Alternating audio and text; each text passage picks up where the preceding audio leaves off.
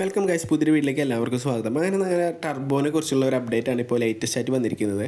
എത്ര പേര് സോഷ്യൽ മീഡിയയിൽ ഇത് ട്രെൻഡായി അതുപോലെ തന്നെ സെർച്ച് ചെയ്തു എന്നൊന്നും അറിയില്ല. എന്നാൽ സോഷ്യൽ മീഡിയയിൽ ഒട്ടും ട്രെൻഡാവാതെ പോയൊരു വലിയൊരു അപ്ഡേറ്റ് ആണ് നമ്മുടെ വൈശാഖ് കൊടുത്തിട്ടുണ്ടായിരുന്നത്. റീസെൻ്റ് ആയിട്ടുള്ള വൈശാഖിൻ്റെ ഒരു ഇൻ്റർവ്യൂവിൽ വന്നൊരു അപ്ഡേറ്റ് ആണ്.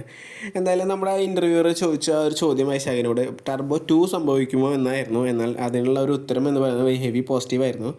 കാര്യങ്ങളൊക്കെ ഒത്തു വന്നു കഴിഞ്ഞാൽ ടർബോ 2 തീർച്ചയായും സംഭവിക്കും. ഈ ഒരു പടത്തിൻ്റെ സെക്കൻഡ് പാർട്ട് ഉണ്ടാകുമെന്നും താനത് സംവിധാനം ചെയ്യുന്നു. ടർബോ മമ്മൂട്ടിയുടെ കൂടെ ഒരുപാട് എൻജോയ് ചെയ്ത സിനിമയാണെന്നും ഇതിലും നല്ലൊരു ആക്ഷൻ ആൻഡ് കിഡിലൻ സ്ക്രിപ്റ്റുമായിട്ടായിരിക്കും ടർബോ 2 ലോക്ക് ചെയ്യുക എന്നും നമ്മുടെ വൈശാഖ് പറയുന്നുണ്ടായി.